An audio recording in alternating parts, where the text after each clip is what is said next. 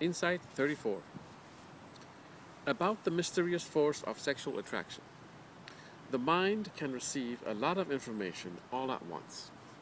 The mind can be conscious of only a few pieces of that information within a short time period. The rest of the information is stored in the subconscious. That stored information affects the mind without the mind's conscious knowledge. Therefore, you might think that some unknown force is affecting you, and you might mistakenly attribute the unknown force to nature, instinct, sexual attraction, etc. Alright, so I'm going to read the explanation, a little bit of it. Your mind is bombarded by too much information all at once. These multifaceted and multi-layered groups of information are directed at you all at once. Hence, you cannot exactly understand why you are interested in her.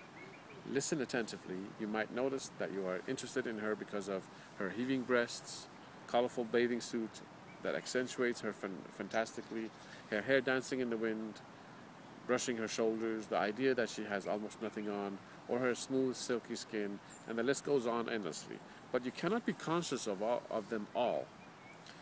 There is too much information. In addition to these, there is much more subtle information which you cannot consciously identify. Therefore, you are bewildered. It seems magical to you.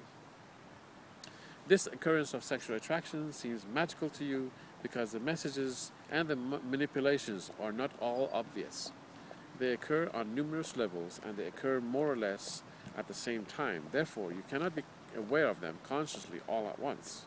From your viewpoint, you believe that you are sexually attracted to her or simply attracted to her. You call it natural, instinctual, sexual, or even magical. So basically, you have a lot of information you're being bombarded with, and each one of these elements of contrast leave their impression on you, on your mind. Your mind darts back and forth between all these impressions. With each focus on each element, you're powerfully affected, and then you go on to the next one, the next, and the next, and the next. Your mind has a great ability to focus on many things, one at a time. Bum, bum, bum, bum, bum, bum.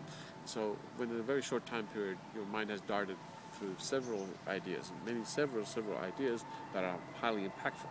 And because you're not conscious of what your mind is doing, what you are doing and your mind is doing, and you're being affected, and you think that there's some mysterious force acting on you. Basically, it's your mind being impacted by all these elements of contrast, some of which you're conscious of, but most of which you don't know about. And so they leave their impact on you anyhow, without you knowing why.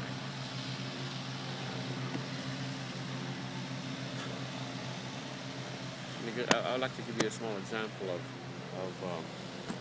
this. This is a non-sexual thing, but it leaves an impact anyhow. For my mother is a wonderful lady. She's passed away, 2001.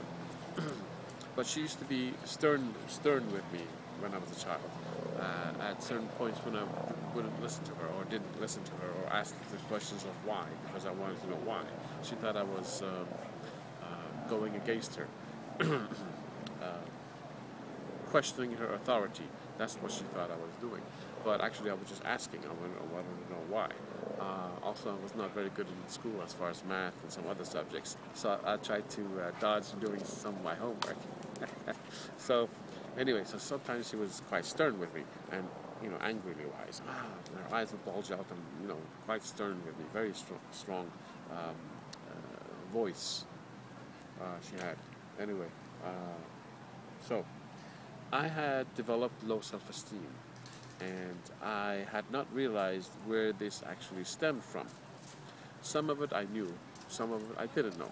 And I came to discover on my own that because of my mom's stern voice towards me, my mom's stern actions towards me, I had developed a very strong, this had contributed to my low self-esteem. I'll tell you why. because she never used any foul language. She wasn't the type to use foul language, but she never said you're stupid or you're this or you're that. Never, not even once. Uh, okay, but her stern voice was enough to suggest to me that I am of low character, a low person, because you don't speak to people of good character, of high character, of a noble, good quality person. You don't talk to them in a very demeaning way, right? So just by talking that way to the child, which I was a child, I got the impression subconsciously that I must be low. Otherwise, why would she be talking to me that way? You get it?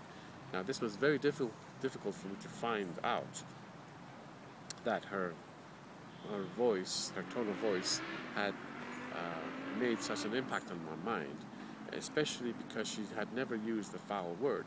She had never used, put me down in any sort of way as far as words were concerned. But her tone of voice was enough to put me down. And so I had picked this up subconsciously, but I was not conscious of it until I figured it out. And then I go, that's why. I had such a devastatingly low self-esteem. That was a big contributing factor. Okay. A little bit more about that insight is that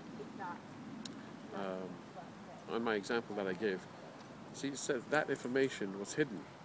I was not conscious of it for the longest time, and so I had left this impact without me knowing why am I feeling so bad about that interaction.